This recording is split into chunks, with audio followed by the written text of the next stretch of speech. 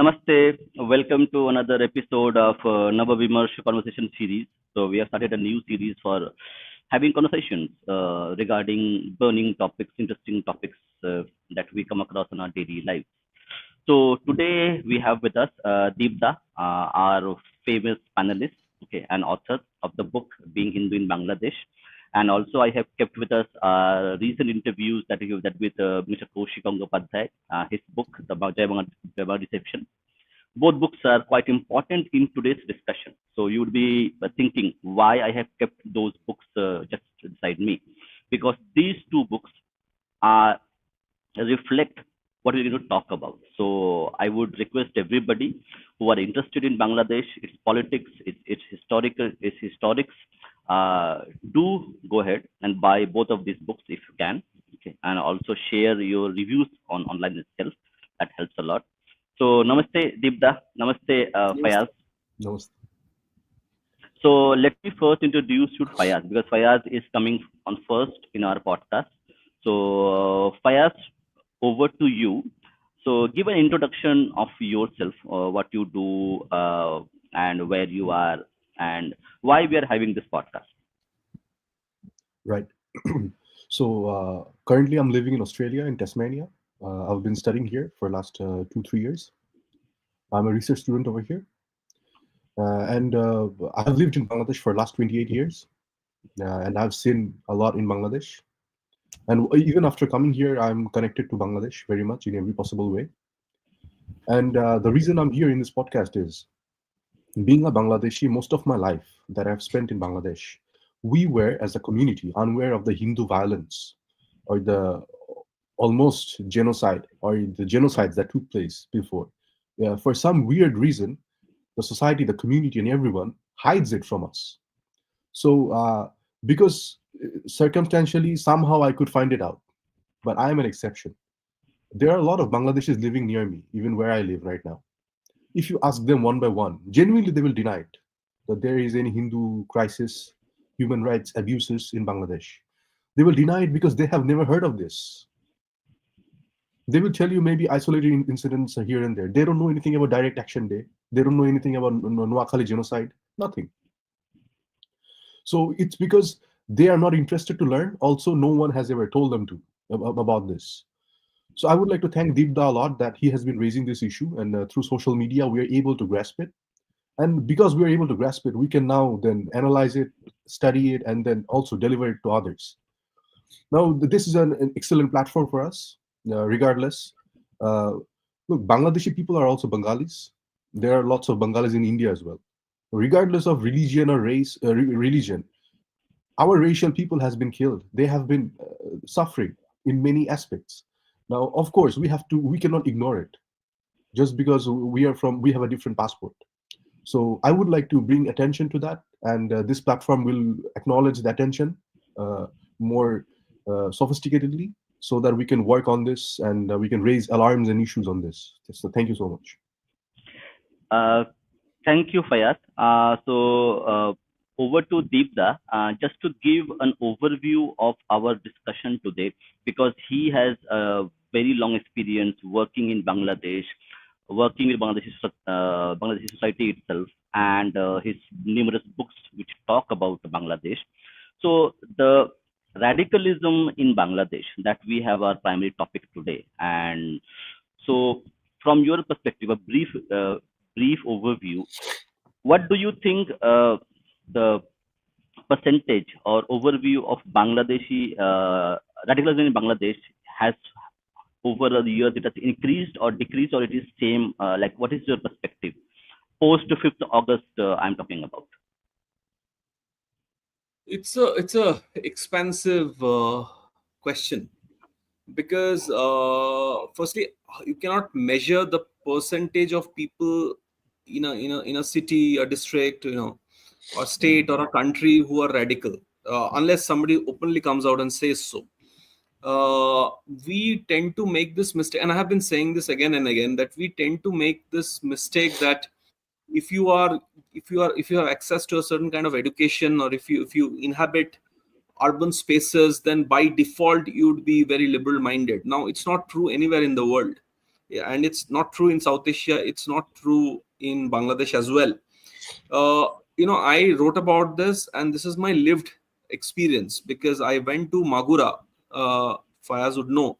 It's in the interior of Bangladesh, okay? And I went in. Last time I went there was in the year 2023, before the elections. In fact, during Durga Puja in October, okay. And it's a dusty Bangladeshi village. Okay, there are small houses, and there are agricultural free fields, and there was this river, and so it's that kind of place. It's totally a village. Okay. And since Durga Puja was happening, I saw that there was this small pandal that had been put up in a place called Mohammadpur village. Okay. And I saw that there were plastic chairs outside the pandal, and women in burqas who were who were sort of from the village, also from adjoining villages. They had come and they were participating in the puja. They were not doing the puja, but it was a very natural thing for them, that they were very aware of the fact that, okay, this time of the year there's a puja. A pandal means the puja is on. While the puja was on, they were sitting in the chair. They were eating. They were offered prasad by the Hindu community. They ate the prasad. They may not have eaten it as prasad. They may have eaten it as, somebody is giving you food, and they ate it. But it was a very seamless thing. No big talk about secularism, multiculturalism, and all of that, because they have for generations been around Hindus. Okay. Now this was a reality of Bangladesh. I stayed in that village, so there was no pretense. It's not as if somebody was trying to put up a show. But then again, in two villages next to that, maybe in another district, there were news, and there was news even in 2022. Far less news because the election 2023, because far less news than some of the previous years, because there were elections were to be held, so there was a tight control of the government that no such untoward incident should happen, where you read news of people in the middle of the night coming in and breaking into a temple or a pandal, and destroying idols. So of course, if you go to Dhaka, uh, Durga Puja is celebrated in a huge way. Okay, you can't miss it. It's there. It's right there. So all the stereotypes you have. Okay, the Bangladesh is a Muslim majority country, and Dhaka is the capital of Bangladesh. You will all of those notions will fly out of the window, because you'll see that how in a huge way Durga Puja gets celebrated, Saraswati Puja gets celebrated,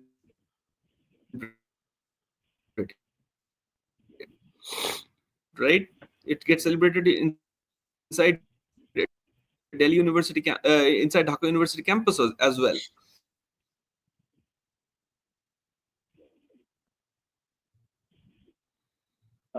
Deepta, you have frozen. Fayaz? Yeah, I'll continue from here. Yeah, Yeah, as yeah, yeah. Deepta was Let saying, him. it is true Hmm. that in a lot of places in Bangladesh, even in the capital city, there are lots of pujas being held every year, and a lot of people attend them and enjoy them. But at the same time, there are a lot of places where a lot of discrimination is seen. But when I was growing up, I attended, and also at that time, the Aumili government was in power, and we were told to help them and protect the Hindus and help them celebrate the pujas and attend there and support them. I think Dibda is back. Yeah, Deepta, are you able to hear us? Yeah, Dibda. Mm, Yeah, no, I think it's. can you hear me? Yeah, yes, we can hear. Please finish your statement, then we'll go back to Fayaz. Yeah, I can hear you. Can you hear me? Yes, yes, we can hear you. Yeah, so I'll quickly finish. So you don't. Hmm. So yeah. So you don't really know unless you sort of Deepta, I think Deepta's internet connection is giving. Okay, Yeah, Fayaz, Dib, we'll yeah, continue with you and let Deepta come back.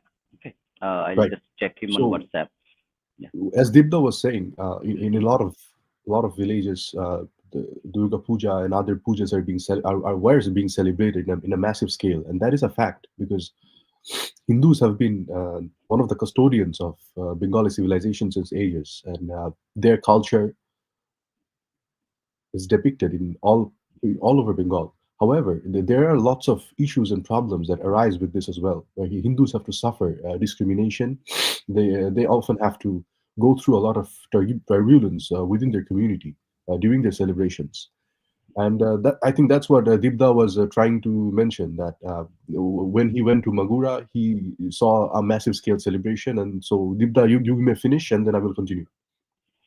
Didda, are you able to hear us? I think his internet connection is giving Okay, some. right. I think Fayaz, you continue. I think his So connection is a little bit I unstable. will begin that. Why are there problems? Look, it doesn't matter if someone is Hindu or someone is a Muslim. What matters is if they are a citizen of the country.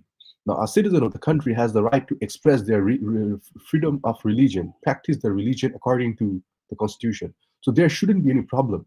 There shouldn't be another citizen. They are not foreign citizens coming here to celebrate or something. And even if they are foreign citizens on visa, they should be allowed to celebrate, right?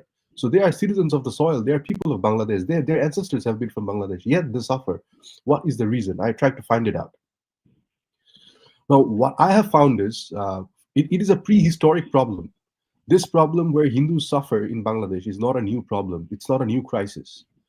Now, after 5th of August or 4th of August, there has been violence, there has been problems. It has been the case in all the cases wherever there was any issue, any change of government, any shift in political dynamics. Hindus have suffered for any good reason or for no reason. Hindu houses were vandalized, torched, arson attacks, and attacks in their temples. A lot of things. Now, this is not a new thing. This kind of mob violence, this kind of lawlessness is not a new thing in Bengal. Actually, it started from Ikhtiaruddin Bakhtiar Khilji. It started with Uh, people yeah, like them. yeah. I'll just pause for this because we're going to start like this is the initial part. So now we're going to go to the meat of the discussion. So the title of our podcast mentions radicalism. So Yes. radicalism and a historical perspective. So now we're going to go into the primary discussion where we're going to discuss the radicalism problem in undivided Bengal Peninsula, including East Bengal and West Bengal. And now over to Fayaz to give a historical perspective of radicalism in the Eastern Peninsula of India, which primarily includes East and West Bengal. Yeah. So give us, Fayaz, give us a primer on the historical perspective of radicalism and the problem and where it stems from. You see, Bengal was very different before the conquest of Ikhtiaruddin Bakhtiar Khilji. Before that, as we read history, Bengal was filled with Sanatani Dharma people and people of Buddhist faith.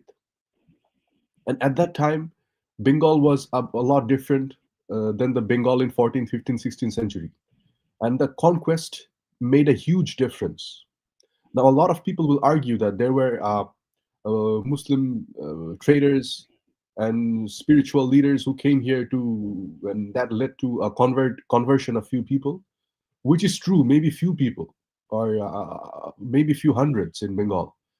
But the conquest overnight changed everything. The conquests were so brutal. Uh, at that time, luckily, there was no UN. There was no one to do fact checking. There was no one to justify crimes against humanity.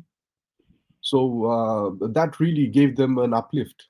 And that is why it didn't really stop from Ikhtiaruddin Bakhtiar Khilji. It continued to other dynasties, other rulers, from the Mughals. Uh, it continued, and then the British came, and even during the British time, there was the Farazi movement. A lot of radicalization happened through that. There was the Khilafat movement. Now, when the Khilafat movement, which got acknowledgement from the Indian National Congress, it went to a different level. I mean, Bengalis wanting Khilafah, something to do with Ottomans and their rights. And Indian National Congress and respect Gandhiji kind of propagating their values, it really gave Khilafah an acceptance in the mainstream society. Now, of course, Khilafah had nothing to do with British rule. Khilafah had nothing to do with partition and democracy at that time. But it was given a lot of merit, and unfortunately, this Khilafat movement, this acknowledgement of Khilafat movement, is one of the pivotal points of history where we can never ignore it, because when you give acknowledgement towards a political version of Islamism, you are giving acknowledgement indirectly to the future mob violence, future attacks, and casualties that have taken place. And I see the Khilafat movement as one of the turning point in history. When a secular party, when a left-leaning secular party provides external support to the Khilafat movement, it really extrapolates the extremism towards different layers of the society and makes Khilafat look like a noble activity. Whereas Khilafat in reality is unknown to Bengal civilization. The political Khilafat has nothing to do with Bengal civilization. Yet, from Bengal civilization, when Khilafat movement was endorsed by some secular liberal leftist politicians at that time, it was really a brutal turning point of history. And after that, from then on, we saw after the Khilafat movement during the British era as well, there were people like Titumir and Titumir and others. They did a lot of brutal things in history, and of course, but they have been cherished in Bangladesh by many. There is a college, a renowned college in Bangladesh named after Titumir. So and then from there was the Muslim League. The Muslim League was as brutal as possible. The Direct Action Day and all those mobs just to create a separate Pakistani state that they did was absolutely brutal. Now, creation of Pakistan was headed by Jinnah. Bengalis had nothing to do with Jinnah. They had no communication, no connection. Yet, because of the Muslim League, they supported Jinnah. They wanted a separate Pakistani state. And even from 1920 to 1940, there were a lot of violence, a lot of attacks, a lot of narratives were pushed that Muslims are different, and then the 1905 division of Bengal. So this was a regular event. This kind of supremacy. Now there is a concept called Islamic supremacy, which grew in uh, East Bengal and some parts of West Bengal as well. Now this supremacy grew over time, and this supremacy has links to the theology. For example, there is an ayat in the Quran which says, "Inna deen in the law Islam." It means the only religion accepted by God is Islam. So this type of narratives or this type of interpretation will lead to supremacism and will lead to intolerance towards other faith. Now, of course, if from Aurangzeb to Farazi movement to Khilafat movement to the 1971 till then, there was the advent of Muslim League. After the advent of Muslim League, when Pakistan was formed, the Bengali people in East Pakistan soon realized that they may not have done the right thing. And from there, from Muslim League, we had the Awami, East Pakistan Awami League was founded. And from Muslim to secular, the party evolved over time. Uh, there are questions of Hussein Shahid Sarwardi's involvement in the Direct Action Day, and as a party, Muslim League participated in atrocities with Bharati Jatiya Bahini and others. And then we have from the Muslim League, a part of them becoming secular, and then eventually the Awami League led independence movement against Pakistan, where Indians supported heavily. The same Indians who were oppressed and angry at the East Bengalis gave them shelter as refugees, trained them to fight against the Pakistanis. The same people. Not much different, just a difference in time, maybe 10, 20, 30 years different later. They prepared them for the war. Now, what happens is the preparation of the war, the government doesn't only prepare, the government doesn't only train. There were a lot of individual people in West Bengal who helped prepare for the war, who supported the refugees, who kept them in their own homes, who fed them regularly. Now, these things are not really well known in Bangladeshi society. We don't know much about it, unfortunately. But yeah, a lot of people, they travel to India at that time to get trained and to live as refugees to take shelter. And when they came back, a lot of them suffered persecution even after 1971. All throughout the governments, all throughout the history of different entities, from military rule to secular rule to centrist rule to central leftist rule, whatever government was in power in Bangladesh, minorities kept on suffering, and different governments had different agenda of anti-Indian interests. Anti-Indian interests in East Bengal or currently Bangladesh is not something new. It existed from 1940s. It's the same. Okay.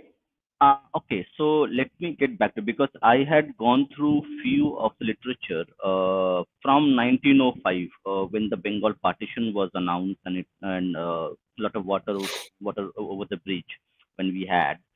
So let's start the discussion from 1940s onwards. Yeah. So you had mentioned in our personal discussions that 1940s onwards, the radicalism, the political Islam or a radicalism within the religion was something which was coming overboard, and it was becoming political in nature, and that created a narrative which actually created Pakistan. So could you just give us a primer, an overview of radicalism which was happening in Bengal specifically in 40s? Will I say it or will Dibba say it? No, you You say say it. it. You Okay, We okay, say have, it sorry. we I because have, couldn't you hear have done the properly. research. yeah. Yeah, you're right. So I couldn't hear your question. Can you please repeat it Uh, once more? yeah. So I am saying the radicalism, the rise of radicalism from 1920s when you had Muslim League come in, Yeah. and in the 40s the radicalism of political Islam was something which was gave birth to Bangladesh, gave birth to East Pakistan and India. So could Yeah. you give us an overview of the radicalism happening in 40s, which culminated in 1946 Direct Action Day and the birth of Pakistan? Yeah, of course. The same thing that I mentioned. There was Islamic supremacy, which led to certain people think that we need a separate state. And also, while talking to a lot of Bangladeshis who still support the partition, I have asked them, why do you support this? Why did you support partition at that time? Or what is the ideology behind this? And they told me that the Muslims have ruled East Bengal and Bengal for a long time, the Mughals and everything. So we cannot be ruled by the Hindus. So they didn't want to Hindu leadership. They didn't want to live under Hindu leadership. So that's why they supported Pakistan. They thought, Muslims are one ummah, one brotherhood. Even I think Rabindranath talk about this, the Arab Khilafat and everything, and he opposed it. So this concept was widely available at that time, and it's still available today. And this supremacism led to hatred towards other religions, which is one of the major other religion was Hindus, and which led to a lot of violence. Look, all the violence that takes place from before till now, it has roots to religion. Of course, it's not always political. Politics is fine, but politics without religion is nothing. Everything, like, for no reason a political party will not go and attack another political party. So, of course, it has religious roots. It has roots from the era of the Sahaba. For example, idol worship is completely regarded as something the most sinful and considered shirk.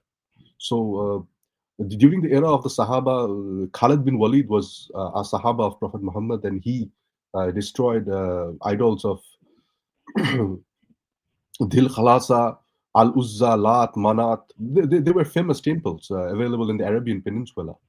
Now, of course, when people they read this kind of hadith, they will get inspired to do the same thing. They will feel like if they break one or two temples, it might guarantee their salvation in heaven.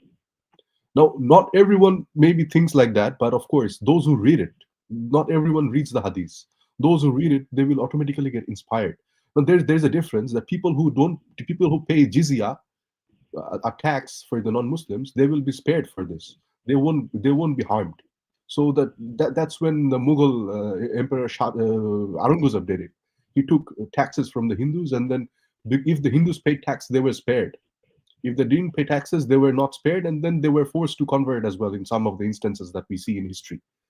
So that same supremacism applied and led to Direct Action Day and the partition as well. And they thought maybe after partition, it will be something great, it will be magical, it will be peace, justice. But unfortunately, the situation, the waves were a lot different, and that's about it. Resulted in the partition. Yeah. So, Deepda, we'll come back to you and finish your point, and then we'll go to our Yeah. next talking I'll make point. this quickly make my point. So, I was talking to you about October 2023 when I sort of saw how Durga Puja is celebrated and all of that. And whatever you're seeing in Bangladesh was post August 5, 2024. So barely a few months away, suddenly because Sheikh Hasina fell, her government fell, and she fled to India, things could not have changed so drastically in Bangladeshi society. So what I was saying is those undercurrents must have been there, and she had a this is my theory at least. She had a very iron grip on Bangladeshi society and polity. But once that grip went off, the bile came up. Okay, so it's not as if Bangladesh had a change of heart between October 2023 and August 2024. So if what you're seeing in the society in Bangladesh today must have been there below the surface, and the surface was a very acceptable surface where Hindus and Muslims celebrated their festivals together. So there was a big chunk of people, and it's not just one political party or one leader being replaced by another leader, but I think among a large chunk of people, there was a sentiment which was anti the 1971 sentiments. So that was the point I was making about Durga Puja, and Muslims also celebrating Durga Puja. Get my point? So of course there was things that were not visible on the surface, which were there, okay, and which came out once Hasina left Bangladesh the way she did. uh, so that was kind of the point I was making. uh, you asked me something else. You asked me Yeah, yeah. I wanted to ask you that correct, as you mentioned, correct, the undercurrents of a significant chunk of population which is radicalized. So whatever I yeah, have done the research or reading books, that a large chunk of Bangladeshi population actually goes to madrasas in general, yes, yes, and Bengali education, like Bengali medium education. The way in India we now consider English medium education as an elite education, Bengali medium education is an elite in Bangladesh itself, and large chunk of the society goes into madrasas. And do you think, from your perspective, you have traveled there, that education system creates a kind of a vicious circle where this radicalism grows and stays there persistent over the generations? look, there are not one kind of madrasas in Bangladesh or anywhere for that matter. Okay, but I can, since I have not been to a madrasa to see what's going on inside, but I can only quote somebody I call a dear friend, Azam Khan, and Asad Noor. And with Asad Noor is somebody who has been to a madrasa, and what he told me was this particular madrasa he went to, and he can only of course speak about the one he has gone to.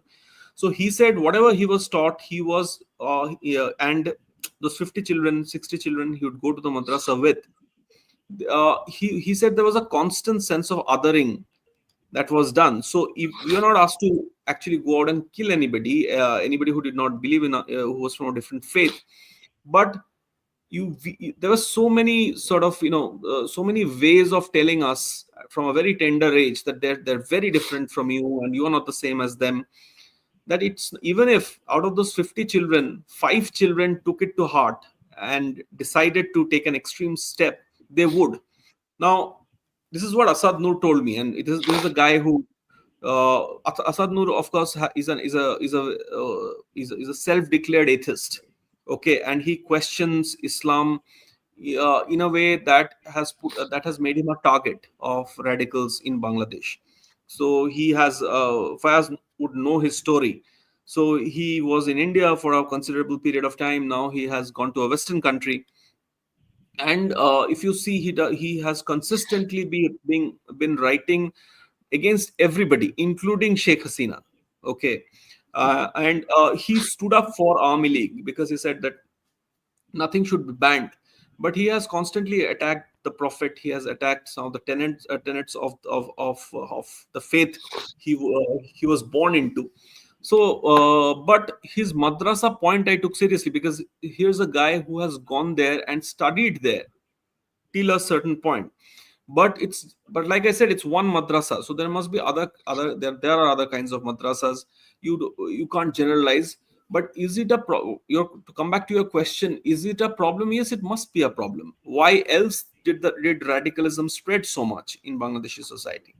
Okay, so why is this and this point I was making about this whole thing about city people being a certain way and people from the villages being, you will see today, and I'm not taking names here, but people who are extremely well educated, even gone abroad to study or to work, they also frame their arguments in such a way or use such language which are extremely problematic. Like the way we are talking, we are not really attacking anybody, right? But if you see some of their, for instance, in fact, I'll take names: Ilyas Hussain, Pinaki Bhattacharya. They talk in a way. Ilyas Hussain, for instance, Ilyas, if his name is right, I mean Ilyas Hussain. Yeah, Ilyas Hussain, yeah. For instance, he every second sentence there is kafir. I mean, you Yeah, can make political points. You can have a political preference. You don't need to constantly say, "Oh, he's behaving like a kafir." Why will you talk like that? You're an educated guy. Now, where does this come from? Okay, this comes from, of course, a deep sense of a certain kind of religiosity that is constantly othering another person. Now, this guy has millions of subscribers, extremely popular in Bangladesh. He, in fact, I was writing something. I quoted him in the book. He was talking about the Bangladesh chief of army staff and calling him a kafir. He said the day Sheikh Hasina made him the army chief, he became a kafir. So it does not matter if you read the namaz 5 times a day. If you do the namaz 5 times a day, the day you became a army chief by Sheikh Hasina, you became a kafir. And Pinaki Bhattacharya was laughing. So I mean, you may not like the army, you may not like General Walker. You may have some genuine grievance against him. You may think that, and these are very valid points. You may think that the army chief should not be talking politics, or army chief has no right to tell the Yunus administration to hold elections in December, which are very valid points. But I get really put off when I suddenly hear something like he's a kafir. What do you read namaz 5 times a day? I mean, why would you talk like that? You're an educated guy, right? Now, where is this coming from? This visceral hatred for the other community must have come from somewhere, right? It's I mean, it's Bangladesh, right? It's a Muslim majority country. There is no Hindutva hatred being directed at you or anything else, right? It's your country. I mean, it's always going to be a Muslim majority country. So why are you suddenly calling somebody a kafir?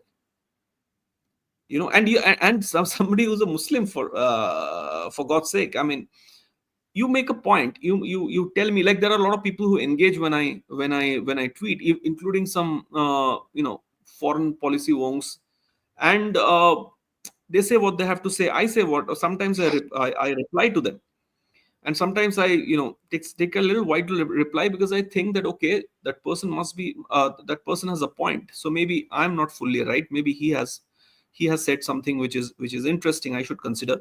That's how civilized people talk. Why will you just suddenly drop the word kafir? Now this it's not a small thing. So this is actually a call for violence, right? and there's no one to call. There are, at least there is not a sizable population left, because people are also very afraid. uh, One point I wanted to make was, I don't talk about, I have written a book about the Hindus in Bangladesh, but now I'm genuinely concerned about Bangladesh as a country. It's not about Hindus anymore, it's about the Bangladeshi. What kind of Muslim Bangladeshi and the Hindu Bangladeshi and the Buddhist and the Christian Bangladeshi, what kind of country do you want? Because now now the conversation in Bangladesh is this person Muslim enough? So forget the forget the kafir who's sort of, who's a kafir, he can't do anything about it. Even a Muslim person cannot. I mean, people, actresses are being arrested. Yeah, it's very difficult. People are being picked up, harassed. The murder charges are put against them for playing Sheikh Hasina in a film. It's bizarre. So it's gone to it's, and these are all Muslim actors. Okay, somebody played Sheikh Hasina. Somebody wants to play, a woman, a girl wants to play football, and because you're playing football, you have to wear certain kind of attire. You are giving murder threats and rape threats, and this is being normalized. So that's my issue. So the thing is, to come back to your question, yes, if not, definitely, perhaps not all madrasas, but yes, a sizable number of madrasas and the education that they imparted must have over the years. And it, like I said again, like I said before, that from October 2023 to August 2024, this did not happen. This did not happen just because Hasina government fell and Yunus came. This has been happening. People did not notice it, or even if they noticed it, they didn't talk about this enough because they were in their little cocoons. They were having coffee in Gulshan 2, right? And when I wrote the book, for instance, some of my very good friends in Dhaka, people, and they said, you have a very tunnel vision. You are only seeing it through the prism of your Hinduness. And I told them, and I say this, that I am hardly Hindu. I just have a Hindu name. I'm not a praying man. But I do not also say that I'm discarding the faith. I don't follow it, but I don't discard it also. I mean, I don't passionately or dispassionately feel anything about the faith. But the point is that people bearing my name, unlike Pinaki Bhattacharya, okay, uh, they are being targeted today in Bangladesh, and it's a fact. So I have a lot of privilege to say, like, look, I'm not a praying man. In Bangladesh, if you are a Hindu today, whether you pray or you do not pray, whichever caste you belong to, you can be, you may not even write something against Islam. It may be planted on your social media account, can be hacked, and you might be pulled out in the middle of the night, tortured, killed for something you did not even do. Those things, as I'm right, those things have Yeah, of happened. course. Utsav So Mandal it's, is an example. yes, there are 15-year-old people who girl. have not written anything. They have been arrested for not for writing something which they have not written. Okay, and I think every Bangladeshi, every manner of Bangladeshi, whoever believed that Bangladesh rose above religiosity to be more than a Hindu Bangladeshi or a Muslim Bangladeshi or a Christian Bangladeshi or a Buddhist Bangladeshi, need to today ask what kind of Bangladesh they want. We talk about Operation Sindoor and the fact that the Pakistani political establishment is standing with designated terrorists at the funeral of the family members. Okay, those images are now being taken by parliamentary teams across the world. It's happening in Bangladesh. Leg- Designated radicals are being let off jails. They are being allowed to speak. In fact, Fayaz and I keep talking, and he keeps sending me links, and I ask him, okay, who was this guy? And they say all kinds of things. One of the this is something even India could have learned from the Shahbag movement. A fantastic movement. It was not without it's nothing is without criticism. It had its flaws, but the Shahbag movement, uh, you know, people, this guy Ansarullah Bangla team's chief, he was in jail for the murder of one secular blogger. Now he was let off in August last year, soon after Hasina's government fell, and now he's giving speeches saying that even when I was in jail, the secular bloggers were not spared; they were killed. How is this legit? I mean, it's crazy. War criminal, 1971 war criminal. You see the charges against him. Charges are murder, intimidation, running a rape camp. That person who's behind bars, who was behind bars for life, he is today out of jail. He's waving his hands at the crowd. Celebrity YouTubers are saying welcome home to him, and he's saying I have been wrongfully detained for some 11 years. I mean, this is a guy who killed his own countrymen along with the West Pakistani army. So it has now gone. See, some of us, you know this, some of us have been writing about the plight of Hindus ever since Hasina government fell. But today, it's not just Hindus, it's every right-thinking Bangladeshi who should really ask this question, where is my country headed? I think that's the crisis of Bangladesh today.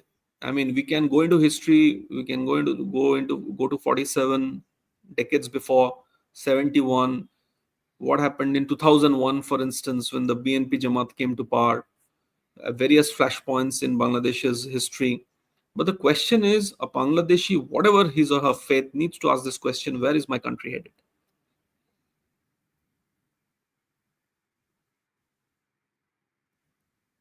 Sorry, You have to answer.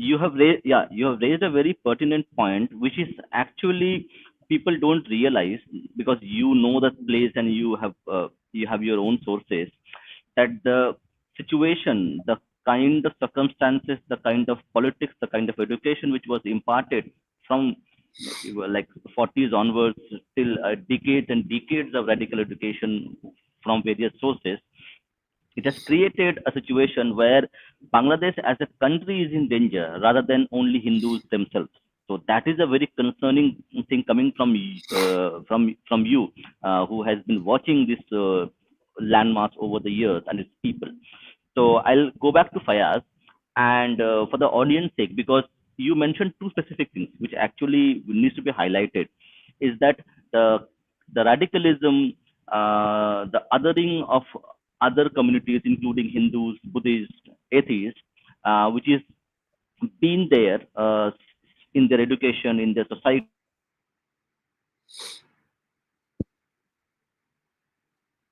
societies. How does and could you give a bit of a reference in terms of social leadership, some incidents where it is reflected over in media or in general in TV or other things? Right. So yeah, in Bangladesh we have different types of people: atheists, theists, agnostics, Hindus, obviously Muslims, and also there are different kinds of Muslims. Now, what I would like to highlight is it's not just about madrasa. Madrasa teaching is very backdated, and Bangladeshi madrasas are mostly they're followers of Darul Uloom Deoband in India.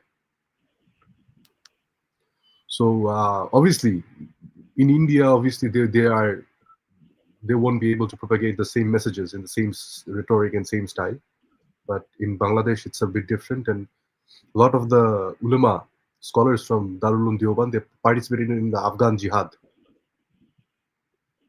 during the Soviet era. So that is enough to kind of radicalize them, and then they came back. And then it's not, but for me, the main matter of concern is not the madrasa people, because madrasa people you can identify from afar away. No, until the madrasa people were given accreditation and legitimacy as master's equivalent during the Sheikh Hasina's government, from far away you could notice, oh, this is a madrasa, these are their students, and they were not a big threat at that time. So what happened is people who look like you and me, they became a big threat in the society. So, for example, there was a Holy Edition attacker. His name was Rohan Imtiaz. Another Holy Edition attacker, his name was uh, Nibras Islam. These two people, they studied in English medium schools. Nibras studied in Monash University, Malaysia. Rohan was a great student. His father was an Awami League leader. He used to live in a diplomatic neighborhood, study in English medium school, had outstanding results. This guy joined ISIS affiliates in Bangladesh and orchestrated the Holy Edition attack and killed people mercilessly. So their parents told that parents had no clue. So if their parents don't have a clue, how will you and I have a clue? And same thing happened. Uh, there, there are different like spectrum of radicalization. Other people like there's a guy named Sadiq Kayoum. He was a member of Jamaat Shibir, but he took a post in Bangladesh Chhatra League, the student wing of Bangladesh Awami League, and then he participated in the July protest. Only because Sheikh Hasina left the country on August 5th, we got to know, and he unmasked himself and told us that he is the president of Islamic Chhatra Shibir Dhaka University unit. So all throughout, he masked himself as a Chhatra League member. He tried to fool people, and he was successful. Now, everyone claimed they had no idea. Oh my God, what happened? Civil society. He shocked everyone, the whole nation. So, if society cannot identify, if the intelligence cannot identify Rohan Imtiaz, Nibras Islam, and Sadiq Kayoum, how will we identify from distance, or how will journalists identify? Very difficult. And also regarding the secular people have always gone through problems in the society. Being a secular liberal Muslim, being an atheist, life is much harder than Hindus, I would say, in some aspects. Because when secular people or atheists, they will criticize Islam, then the Muslim fundamentalists, they will cozy up with some Hindus and pressurize the Hindus to speak in favor of Islam. Yeah. So in a Jamaat gathering, I saw one respected Hindu woman with Hindu. She was saying, if someone criticizes Prophet Muhammad, Muslims may accept it, but I will not accept it. Yeah. So obviously, in a Jamaat gathering, a Hindu went there. It was a scripted conversation told by her. So they play this tactic. Now, if a Hindu is not entertaining that, no, why will I say it? It's not my business. Then they have obviously a high chance of being attacked or persecuted, or at least ostracized from the society and community. And they would say, oh, you are an Indian agent, you are a raw agent. So even someone like me, when I spoke in favor of 1971 and the support India did to us, and how the Pakistani army surrendered and everything, they would call me, you are an Indian agent, you are affiliated with RAW and everything. I've suffered that. Now, because I used to live in a sophisticated neighborhood in Dhaka, I was saved from mob violence and attacks at that time. But imagine if I had lived in the villages in the countryside, if I had lived in Jessore, if I had lived in the border areas, then of course I would have been an easy target. Now this is why I always prefer to go through and find out about the sufferings of the people, because the neighborhood I lived in is very secured, and nothing can happen there. Like, it's difficult. Obviously now after August 5th, anything can happen anywhere. But before, it was very secured. So I tended to travel to different parts of Bangladesh and meet a lot of Hindus, meet a lot of Christians, meet a lot of secularists, and I try to talk to them and ask them about their problems, their notions, and what they're going through. And also, I try to talk to a lot of Islamic preachers as well, and what they think, what type of Bangladesh they want. But as Dibda was saying, what type of Bangladesh they want. Obviously, what type of Bangladesh they want is we are seeing what type of Bangladesh they want. Uh, there are people who would say they want a different type of Bangladesh. Now, a lot of Indian researchers, scholars, they visit Bangladesh. Now, they only talk to a fragmented portion of the society. If you go and speak to my father sitting in some cozy area, some well-established area of Dhaka, his view will not be the same as the person in the countryside who lives in whose house was burned 3 times. So these researchers will go to people like my father, my uncle, and others who are living in well-established neighborhoods. They have good earnings and incomes, so their message will be about peace and harmony and about tolerance. They will go to maybe a good businessman, a high-end politician. Now, they will obviously try to cover things up and say, well, no, we're good, because if they say something negative, it could impact their stay, their livelihood, and their businesses. And this is another thing. So I don't think the researchers, all of them, have gone through to the roots to do the research. And because of the crisis happened, and respected people like Amartya Sen, he fooled people actually by saying things like Bangladeshi people, they have a big heart, they're very tolerant, they're very secular. No, I have lived there for 28 years. I haven't seen much secularism. Of course, I have seen from certain Awami people, certain leftist people, but they are very limited. They are not predominant in the society. And since the upgradation and digitalization of Bangladeshi tools, for example, there was Facebook, YouTube, the Waj Mahfil, the sermons of Islamic preachers, of Zakir Naik, of people like Mizanur Rahman Azhari, the spread had all over social media. Mizanur Rahman Azhari in a sermon was saying, Hindu religion has a lot of negative things, and you will not find even one thing in Islam. Now, this is blasphemy. What he did against Hindu religion is blasphemy, but he will not be arrested. But if a Hindu says something negative, or even if I say something negative about Islam or Muslims, I will get arrested. But if they say it, even though in Western world we don't have blasphemy law, we don't tolerate blasphemy law, and we consider it an oppression. But in Bangladesh, blasphemy law, 99% of the cases, it's applied for Muslims and Islam only. For Hindus, in Waj Mahfil, it's a regular thing to criticize Hindus and Hinduism, breaking idols, quoting Prophet Abraham, that he destroyed idols and established Tawheed in the Arabian Peninsula.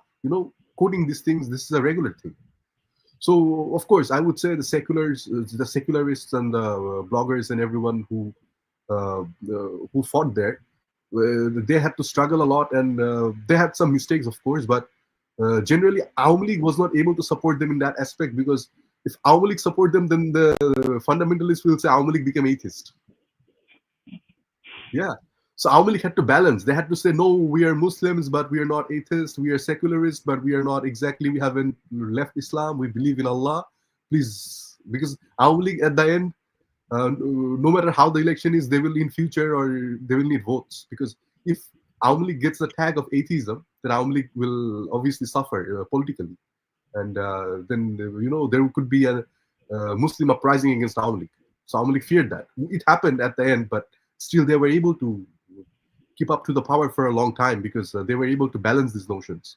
So maybe sometimes they would be with the secularists, sometimes with the Hindus, sometimes with even with the Muslim fundamentalists. They were able to have an agreement on some of the issues. So they had to balance politically. Otherwise, maybe in 3-4 years, the government would have fallen down, would have buckled under its own weight like House of Cards. So this is the issue that I have seen, and over to you guys. Yeah. Okay. Deepda, I have one question which actually I wanted to ask many people but could not ask. Can you give us a bit of idea pre 1971 Awami League and post 1971 Awami League? Is there a difference between these two political entities and the way they have functioned prior to 1971 and post 1971? But that gives a lot. I'm not giving out what Faiyaz and I are researching, but let me tell you this. I'll tell you this. See, politicians across the world of all hue, they are successful politicians. They are people who read society right, better than most people. Every successful politician anywhere in the world has the ability to read society. Okay, changing society for the better is the work of a statesman, but the work of a politician is to read society right. Okay, so to say again what I said about October, between what changed between October 2023 and August 2024, that suddenly within these few months hate could not have risen against Hindus or against 1971 or against Army League. Okay, it must have been happening for decades. Likewise, suddenly magically Bangabandhu and people who were at the forefront of Army League did not discover secularism. Okay, that sentiment of a common language and common identity must have been there. There were historical events that brought it forward. Okay, but the fact that it was there, alongside all that is not okay, right, was not somebody's discovery, or a political party's discovery. A particular political party encashed upon it, realized the necessity of the times, and put it forward. But it must have been there. So I don't believe the theory that suddenly 1971 people became secular. A kind of commonality in languages, commonly in customs, tradition, ways of living was there, always there, still is there, as also the othering. So I keep saying this, and this is a very important point, that there are two things that simultaneously exist in Bangladesh's bloodstream. One is what Fayaz was talking about before I got I got disconnected from this talk. That uh, two things simultaneously exist. One is the need to be 71, and the other is the need to be 47.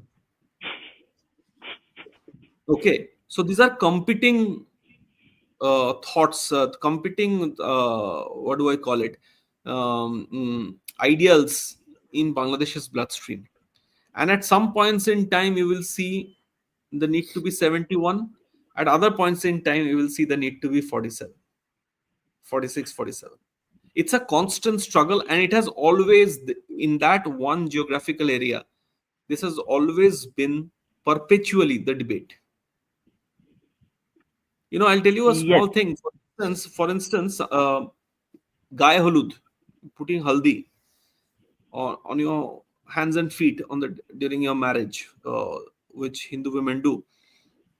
Fayaz would be able to sort of tell me if I'm right or wrong, but as far as I know, it is something that happens in a lot of Muslim households also. Of course, of course. Before, people discovered, and some religious preachers told them, look, this is very Hindu, you can't do this. Yeah, It's a very common thing in many Muslim houses across Bangladesh. Why? Commonality of culture. Have you heard the song Maloma? It yeah. was it was a Coke Studio song. It became an international hit. International. Please listen to the song tonight after the podcast. Maloma. Please listen to the words of the song. Okay, it is coming together of culture, religion, and when did Maloma come out? Maloma came out, if I'm not mistaken, in the early months of 2024, or I think late 2023, Yeah, late late 2023. 2023, late 2023, right? Yeah, While a large chunk of Bangladesh was preparing to oust Hasina. yeah. Okay, some people were writing a song like Maloma. So it has always been a debate. It has always been a point of friction of what do you put more. All these forces, Jamaat, Razakars, people we call Razakars, they were collaborators. They were people within East Pakistan who turned against their own people, and not just Hindus, even Muslims. Of course, the Hindus, a special kind of hell were reserved for Hindus in 71. But even Muslim women were raped, Muslims were killed. Villagers turned against villagers. It's not just the Pakistani army, it's the local collaborators. So, what were they fighting to hold on to? They were fighting to hold on to 47. While quite a large chunk of people were either taking part in the Mukti Juddha, or supporting the Mukti Juddha, or were getting killed for being a spectator to Mukti Juddha, right? So these existed parallelly.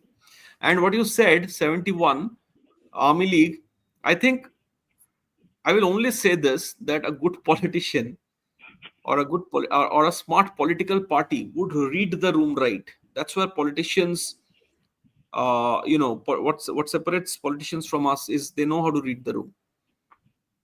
So they read the room right. Yeah, I think you have hit the nail on the head because we forget that Soviet Union, America, India, all were involved. So reading from a narrow prism of a political party or leaders' actions might be a bit misleading. But if you can add all the points together, you will see the actions where they lead to. So we'll come back to our last part of the discussion with Faiyaz. Faiyaz, so because you have lived in Bangladesh, you have experienced the society from internally itself. What do you think the the politician, the society, and how both of them, the society as a whole, and politicians, and also some incentives, financing, is actually contributing to a situation where Deepda is afraid of Bangladesh itself surviving as a nation. So this radicalism, which is a kind of a cancer, which is going to kill a society, which will kill a nation, and how the politicians, funding, society, organizations are funded and how they function to actually make this a grave thing. Right. It's a very interesting question. Thank you for asking. There is a popular guy in Bangladesh, Mayor Jahangir from Ghazipur. I think Devda know him. Yeah. So I know Jahangir and some of his close associates. Mr. Jahangir was one of the top funders of Allama Shofi of Hifazat Islam. So Hifazat is a madrasa. Now, problem with madrasa is in Bangladesh is they don't promote intellectualism, intellectual discussions. They will say that their version is correct, their mazhab is Hanafi mazhab is correct, their interpretation is correct only.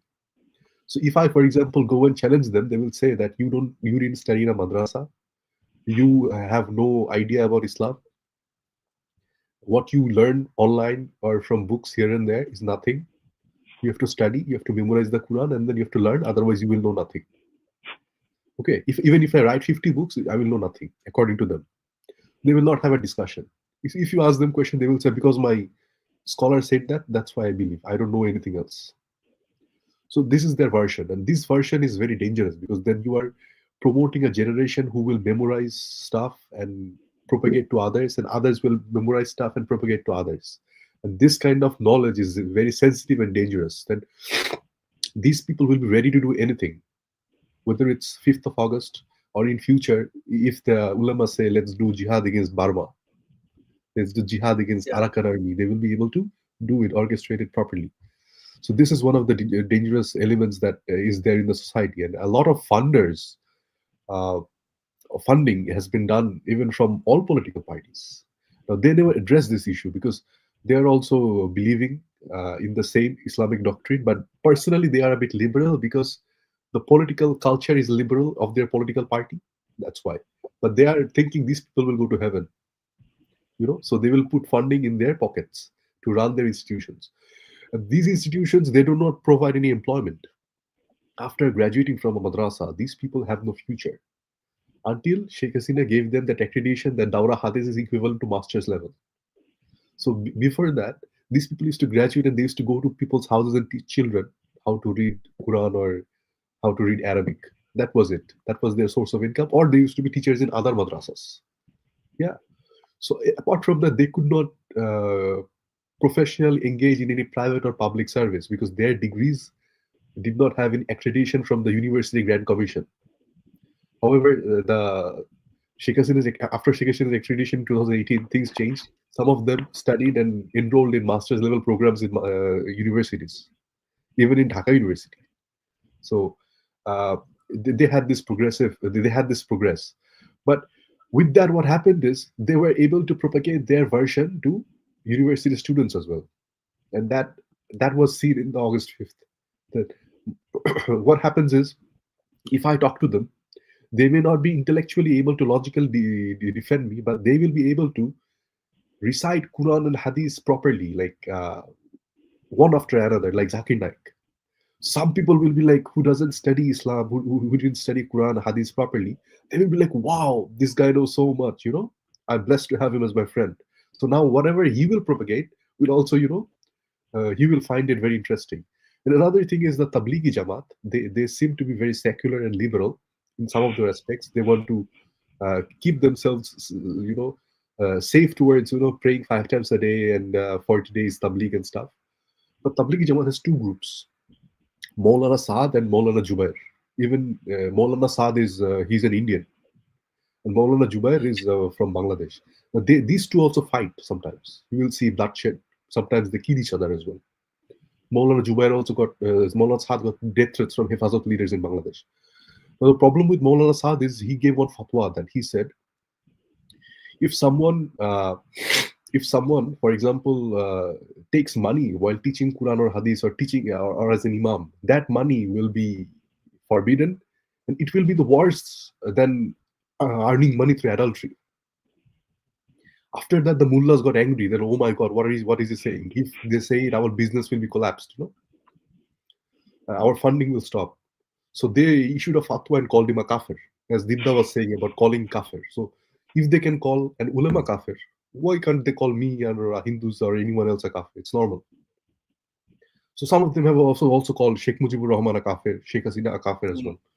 Even Mizanur Rahman Azhari, and there is another scholar named Inayatullah Abbasi. Inayatullah Abbasi declared Mizanur Rahman Azhari a kafir. So if they are a kafir, then anyone else should be a kafir as well.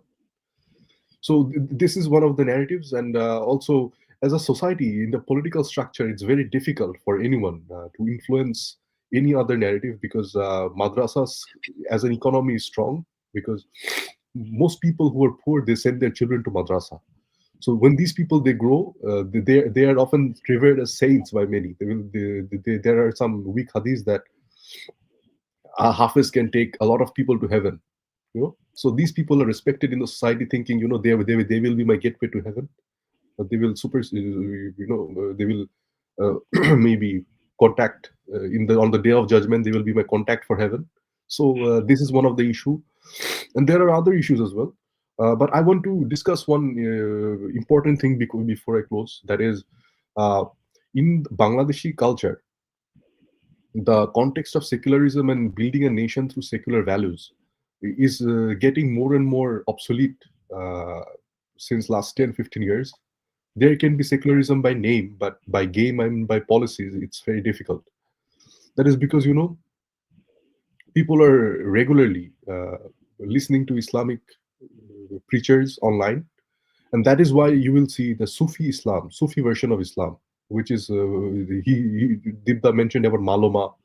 A lot of Sufis are bowls as well. Yeah. They recite folk songs. This version of Islam is getting obsolete because people are more interested in what Quran and Sunnah is saying, because Quran and Sunnah does not match with them, the cultural version of folk Islam in Bangladesh. So that is being challenged regularly.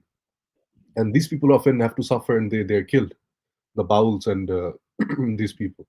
And also the Shias living in Bangladesh, the Qadianis, they have been attacked after August 5th as well.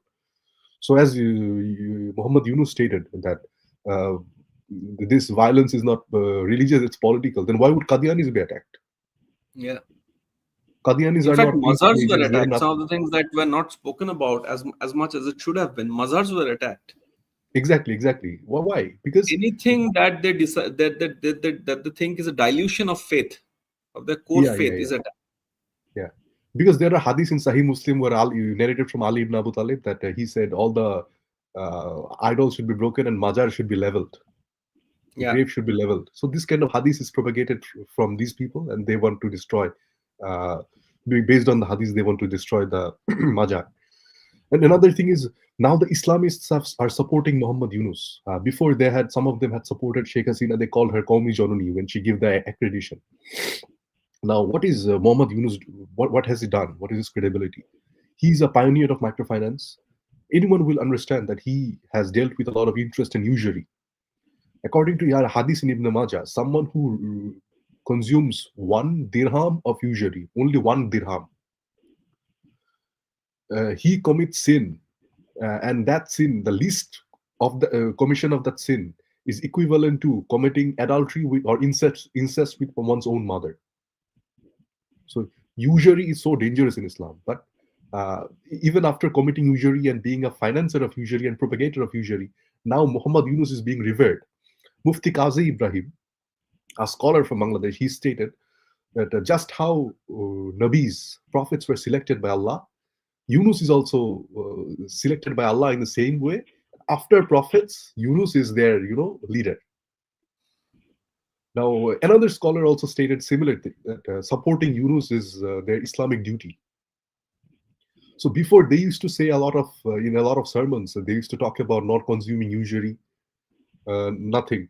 to stay away from usury. Usury is a major sin. Usury is actually a major sin. It's more dangerous than alcohol and pork in Islamic doctrine. But because Yunus is consuming usury, they are not talking about it. So Muslims and fundamentals, they love to pick and choose. Now, one of the reason here is Yunus is a man and Sheikh Hasina was a woman. Khalda Zia is a woman. Yeah, So very interesting point. because of the male leadership, as Yunus is a Muslim man, you know, so it doesn't matter how much he sins, he will be supported, because Islam also says that when according to hadith in Bukhari, that a woman leader in a country will lead the country towards destruction. So they can never support a woman leadership. That is why another reason that a lot of people, radical people, they think that because of Sheikh Hasina, Bangladesh was actually getting backwards, because if there was a male leader, they could have developed Bangladesh a lot more. So yeah, thank you so much. Yeah, And thank you, Faiyaz. I think, please interesting go ahead. point. This is the same Bangladesh which had not one but two women prime ministers. India just had Yeah, one. The same Bangladesh, Khaleda Zia and Sheikh Hasina, two women prime ministers, right? endorsed And by look Islamists as well. look, yeah, but look where it has regressed today. Yeah, Deepta. So we're going to end our discussion and take one or two questions in 10, Yeah, 15 minutes. We'll end this our discussion. So you mentioned, correct, Bangladesh had two women leaders. We call them political leaders. One of them was supposedly a liberal democrat, and other was supported by feudal landlords, BNP. Okay, but both were led by women. So that's a very interesting comparison that see, it even if happened. it's symbolism, the Hmm. fact that it had two women prime ministers in a Muslim majority country, America still does not have a single president, woman president. So Yeah, even if it's no matter who they were backed by, no matter what they stood for, the point is that you know it did have two women prime ministers. So which is a very interesting point. So when we analyze, and your show is a place where we can have all kinds of discussion. It's not as if everybody is coming and saying exactly the same thing. There's no fun in that. But we must analyze from every aspect. But you should do another show sometime later about the Women's Commission recommendation, Women's Reforms Commission, yeah, yeah. Women's Affairs Reforms Commission recommendations. You'll be amazed some of the things that have been recommended in the Women's Affairs Reforms Commission are too liberal even for India today, and it's happening right now. The last this month the report came out. This month or last month the report came out. The recommendations came out, and there is the crazy amount of anger in Bangladesh over what some of the things have been asked for, and the protests, even though less in number, of women on the streets of Dhaka. If you see what women in Bangladesh today are saying, all the stereotypes we might have inside our head, oh, Bangladesh is a certain way, Bangladesh is going Afghanistan way, you will think, oh, it's not true. At least, even if very limited in number, there are people who are coming out and saying, no, there's a woman of Bangladeshi origin. She's not in Bangladesh right now. Nadia Islam, Fayaz would know very well. Yeah, I mean, if you hear her podcast, you'll be shocked that a woman of Bangladeshi origin with a Muslim name can be so outspoken. You may agree with her, you may not agree with her. You can think that some of the things she's saying should not be said in public, but fact remains she is extremely radical on the other side. She's radically modern. Okay, so and she's of Bangladeshi origin. So these discussions. So for me, Bangladesh was a space. At least Dhaka was a space, and I've gone there so many times. Dhaka was a space where these conversations could take place. Things were not perfect, but today true. you can't have those conversations. You try those conversations, you're in jail. That's what Jail or saddens mob me. attacks. Jail or mob attacks. There were, at least I know people, I know actors and actresses in Bangladesh, good friends of mine, who are in hiding. The kind of things, their numbers are leaked. They get rape threats through the day. People are analyzing their old film roles. People are analyzing their old relationships. They can't come out in the open. Get what I'm saying? So it might have been a very small number of people, but they were there. They were important. Also, since they were who they were, in Dhaka, in prime areas of Dhaka, actresses, thought leaders, writers, intellectuals. At least I thought that some among Bangladesh's youth would aspire to be like them, because you sometimes aspire for what you are not. But today they have been pushed into darkness. They can barely survive. That's the sadness. I will add two interesting things. For one is, for example, Bangladesh is very close to China. So China is an atheist country, yeah, and Chinese Communist Party is officially atheist, but they don't have a problem with atheism of China, but they have problem with atheists in Bangladesh and secular bloggers. Because atheist China has money, secular bloggers are poor. Another thing is, Yeah. Sheikh Hasina was leader of Awami League and Khaleda Zia leader of BNP. Sheikh Hasina represents a secular coalition. Khaleda Zia represents a slightly right-wing coalition. But outwardly, Yeah. Sheikh Hasina claimed to be religious. She claimed to pray 5 times a day and pray tahajjud. And Khaleda Zia never claimed such things. Very Very, interesting. very interesting point. Very interesting point. Yeah. So I think we'll take questions before I give my closing remarks. Okay. Because the host should give the closing remarks at the end of the day when everyone is spoken. So I'm not Arnab. Okay. So we'll take two questions. Two very important questions have come about. Okay. So the question to Fayaz and Deepda: Awami League BNP strong enough to take back Bangladesh from the radicals, as BNP seems okay sleeping with radicals as they just want power and they're okay with radicals. Both of you want to give the perspective. Okay, should I go? Vaz, you'll want to go first, or I should go first? You tell. If you want me to go, I can go.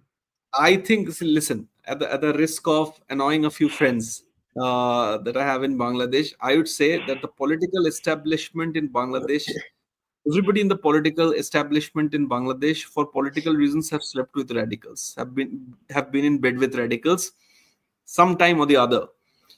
Right now, you should look at the world. I am one of those people who look at the world as how it is, and not how it should be, because how it is how it is. Right now, Army League is banned. Sheikh Hasina is in India. The entire, of course, there is a huge chunk of Army League inside Bangladesh, but they can hardly come out, take to the streets, or do anything substantial. The party is banned. The students' wing is banned. I think immediately what should happen in Bangladesh, and I'm talking about it again and again on Twitter, that there should be an election. Let Bangladesh decide electorally who should come to power. This is an unelected government, right? So if it is BNP, so be it. So it's not about you trusting or me trusting. The Bangladeshi people have to trust and they have to vote. If it's BNP, so be it.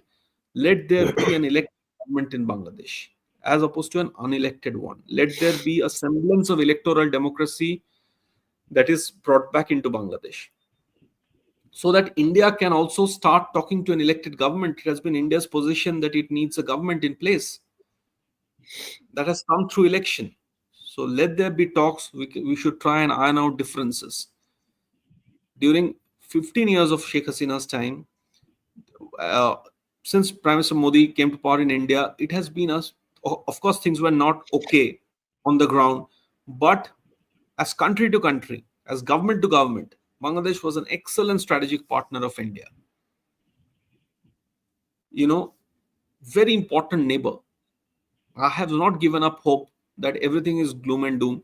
Let a party come to power. We will, through election, we will talk to that party. The Delhi will talk to Dhaka again in a proper way. So I think whether we can trust somebody or not, people change their stance. Political parties change their stance, right? Army League, for instance, I can tell you, and Faiz will agree, was infested. It was a Big Ten party. It was Army League Society, for instance, before Sheikh Hasina Yeah. fell. A lot of people inside Army. In fact, Fayaz gave me an example today for something I'm writing. There were Jamaat people inside Army League. Yeah, Yeah. Army League as a party might have stood for something, but there were people who said one thing in Dhaka. Army League MPs, the moment they went to their constituencies, they did something completely different. It happened regularly. It happened regularly. Lot of stealing of Hindu lands, lot of atrocities on Hindus were done by Army League people. Because who can a Hindu turn to? Army League was their only party, right? So same gentleman would come to Dhaka and say something else, celebrate Durga Puja and all of those things. Back in his constituency, he'd do something very different, right? So who you can trust, you cannot trust. Politicians are politicians, like I said.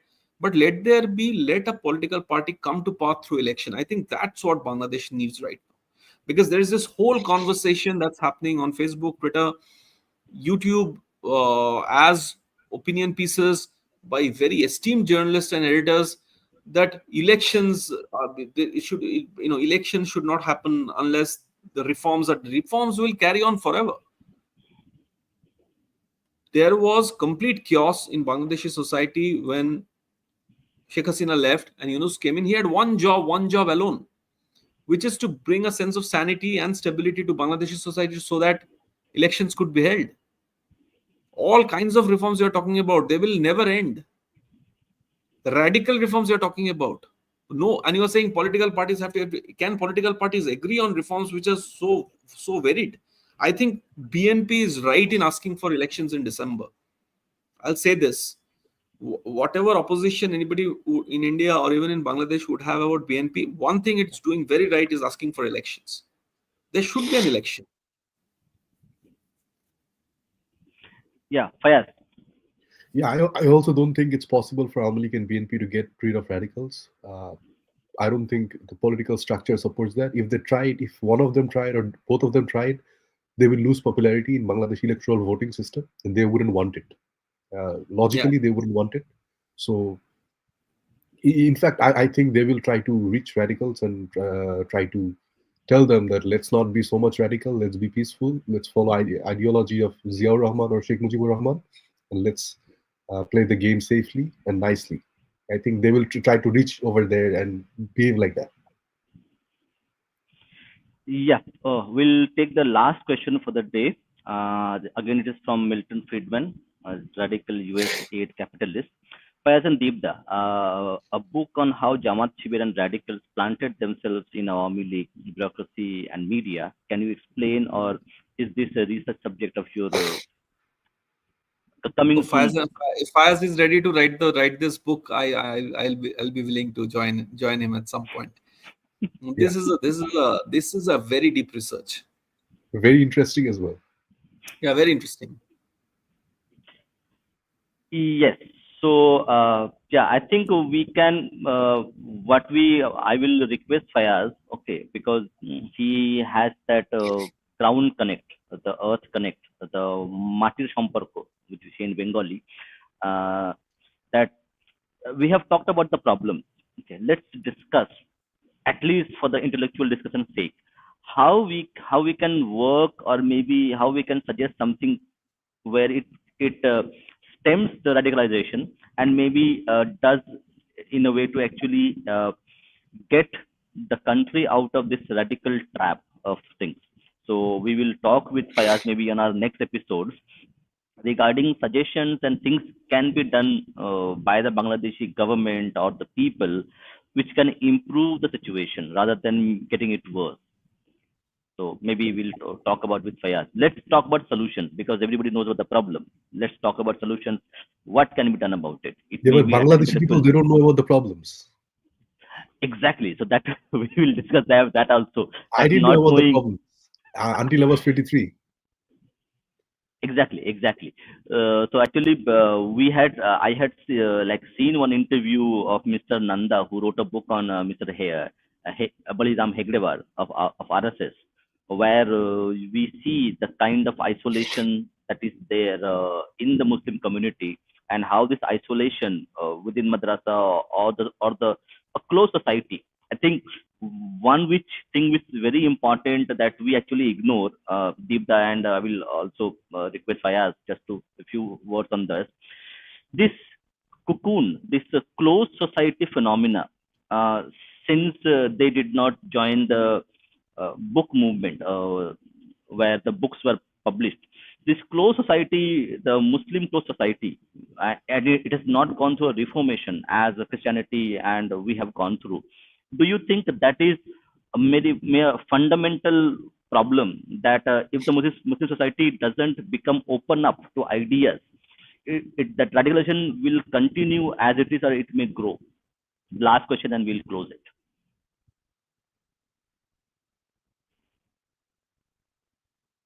Yeah, Deepda. Should I answer? Yeah, I please go think ahead. let Faiz answer. I think it will grow further, and the problems and issues that we are having right now with Rohingyas present there as well. The Rohingyas are leading a terrible life. They're living like animals, and this will help them to be more radical. Anytime there will be a call for jihad, they can be present, along with Bangladeshi Tawhidi Janata. They are mobs now. They could be jihadis tomorrow, anytime when the call comes. And another, apart from that, the cultural radicalization in Bangladesh is very strong. It's very difficult to dilute it. So I see that Bangladesh will be a next hub. Now look, the Arab countries are secularizing. Bangladesh is radicalizing. So it's the different ratio and scenario here as well. Okay, I think we have run out of time, so it's 1.5 hours. So thank you, Fayaz. Thank you, Deepda, for your time and effort and support. Thank you so I much. really appreciate your coming to our podcast and talking about it. So thank you. Namaste. Thank you. We should get Faiz back soon Yeah, because I'll get Bangladesh him is back. Yeah, I would love to. hot button topic. I'll get him back. I'll get him back. Thank you. Yes. Jai Shri Thank Ram. you so much. Vande Mataram.